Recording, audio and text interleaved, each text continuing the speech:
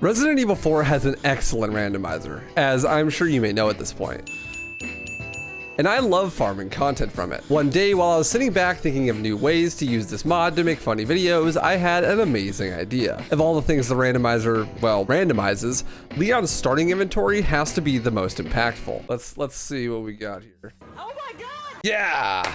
Yeah, so you can enable a setting that randomizes the weapon Leon starts with. This creates a totally new way of playing the game. What is normally a default handgun could be the bolt action rifle, the striker shotgun, or even the mine thrower. This gave me an idea. What if I played the randomizer, but the only weapon I was allowed to use was the one I got at the start of the game? How would that change my playstyle across the game, and what sorts of interesting interactions would this produce with each weapon filling a specific role? Here's the rules of the challenge. I cannot re-roll for a new weapon. Whatever the very first seed starts with is the only weapon I can use for the whole game. I can use grenades and the final rocket launcher as well as the merchant to upgrade with a weapon, but no buying new weapons or using the picked up ones from in-game like the broken butterfly and the shotgun. Enemies, bosses, and the merchant's inventory will be randomized as well. Let's find out how long it'll take me to beat this randomizer under these conditions. I had this kind of idea in the middle of the night and wanted to turn something around quickly, so I was praying for a decent starting weapon, and I got one that is a bit divisive.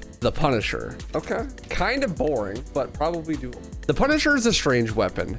I actually have never really used it before. It's the weapon that you can get for free from the merchant after shooting the medallions around the village, but its firepower isn't amazing. Personally, I was always a fan of the Red 9 for its insane firepower, or the default handgun for its high critical hit chance, so I never really got around to using the Punisher for a whole chapter, let alone the entire playthrough before. The gun does have one major upside that all of the other pistols don't have though, and that's its ability to penetrate many targets at once. That's a very impressive skill to me. I can't even manage to penetrate one target. In fact, I'm usually the one being penetrated.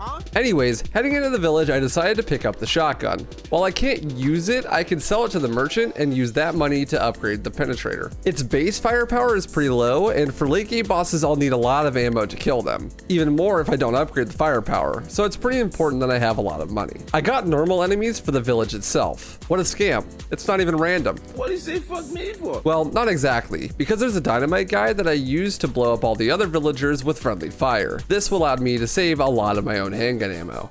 And I didn't have to wait out the village section for 3 minutes. I could kill the 16 enemies and get out of there pronto. There are a few key points in the run that I'm going to need an absolute ton of ammo, being stuck with only a pistol. The first is cabin. So my early objective was to save as much ammo as possible for the cabin, just to make sure that I could actually get past it. This is a problem for future me, however, because the present me has a completely new issue. For some reason, I don't know why, it's a completely gray screen in the barn room. I have never had this happen to me before, but apparently it can happen. It's all good though, because I have wasted a bit too much of my life on this game and can actually just walk through this room on pure muscle memory. Room is definitely working. I can hear it. I just can't fucking see anything. Can I navigate? This room is pretty simple. Can I navigate to the end? A few moments later.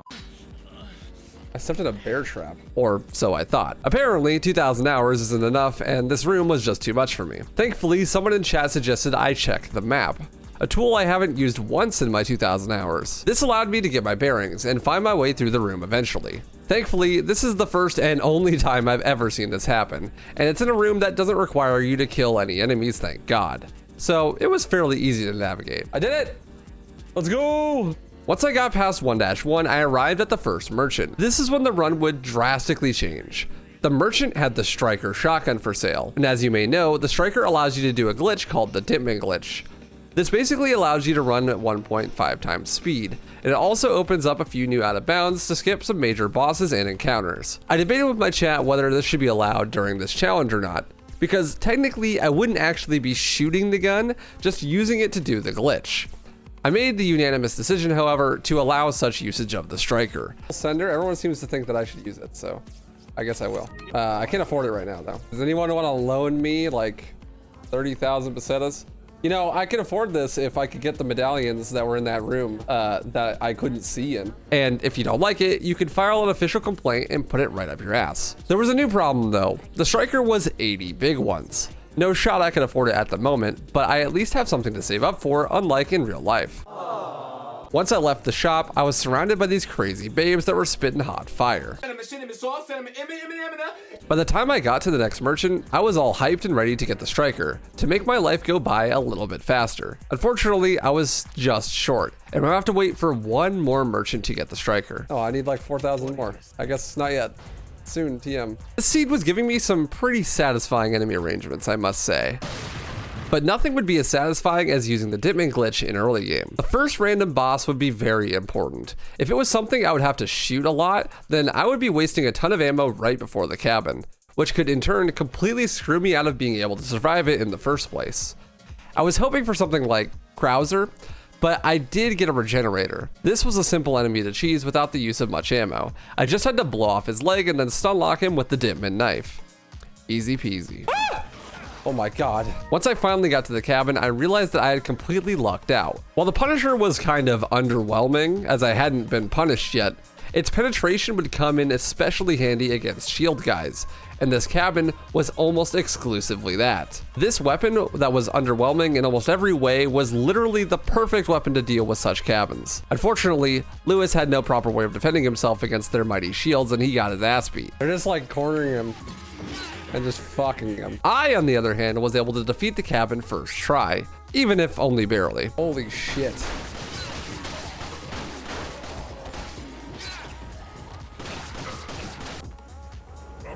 Made it.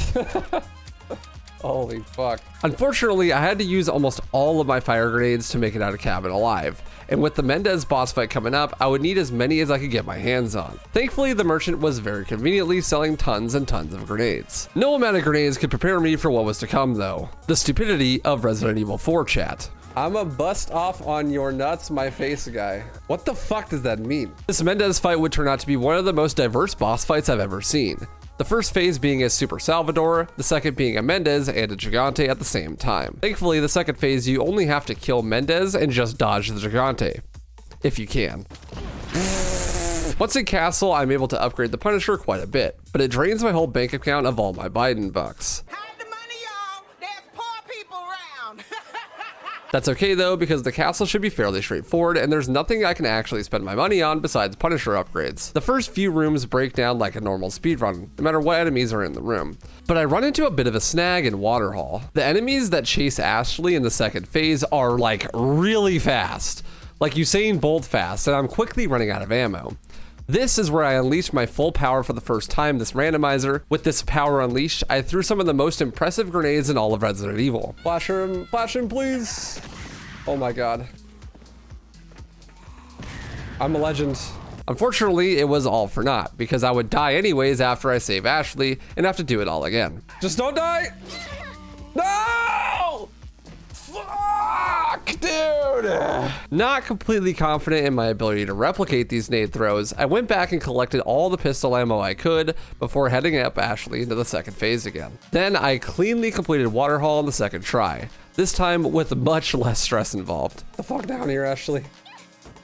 Alright, second attempt went much better than the first one, but the first one was almost so clutch, right? Like, imagine I actually fucking managed that on the first try with all those nade uses and shit. The next few rooms would be fairly straightforward, at least until I got into the cage match with 3 Krausers.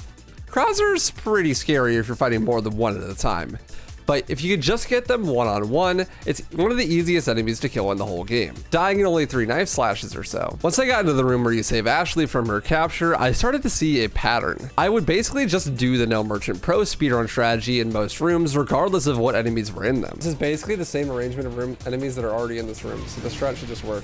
It almost always worked and was a great way to save resources. While this mod has some amazing replayability, it's kind of strange how universal some of the strategies for this game are, regardless of what the room actually has in it. It's so easy to just run past everything, even if it's a room full of bosses. Maybe I should do a randomizer where I try to kill everything instead. Speaking of killing everything, I needed to kill Mendez in the Ashley section. Nice cock, Mendez. I thought I'd be able to kite him around, but he has some crazy reach. Thankfully, Ashley has some sick moves and can free herself from his grip. I like the Leon struggle sounds that Ashley made just there. Only a tad bit later, I get to my favorite room, the Knight's room. For some reason, enemies can just walk through walls in this room. On top of that, all of the knights come alive at once and chase you around the room. I cheese the room a bit by killing the dogs first and then leaving the room and re-entering. This saves that the dogs are dead, so you don't have to re-kill them every single time you die. Then I tried to kill as many knights with the flash grenades at once as possible.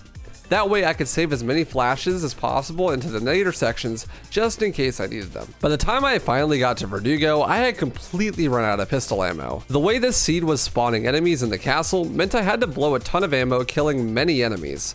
Thank God I had access to the ditman glitch, because otherwise I have no idea how I was going to be able to kill the bosses in the Double Gigante room. Verdugo was replaced by a Super Salvador, and there was no way I was going to be able to kill him. So I just had to run in a circle for about 5 minutes until the elevator arrived. Then I skipped the boulder with good old-fashioned boulder skip, and the Double Gigante fight with the ditman glitch. Good thing too, because I need a ton of ammo to kill Salazar, and I have basically none at the moment. I needed to farm as much handgun ammo as possible before the fight, otherwise I might soft lock and not actually be able to kill the boss. The next few areas I just zoomed through with ditman, and boy, let me tell you, the amount of randos I have done where I never get a striker throughout the whole seed makes this one so much more satisfying. Finally, we skipped the minecart with a bit of cheating, don't tell the YouTube commenters. Unfortunately, my plans to hoard pistol ammo were thwarted by an insanely cancerous elevator enemy placement. You whore. I hate archers. Categorically. This caused me to use a ton of ammo, nades, and healing items on the way up, leaving me with only 62 handgun bullets for Salazar. The Punisher was fully upgraded, so I thought maybe it would be enough bullets to kill him. So I tried and failed a few times.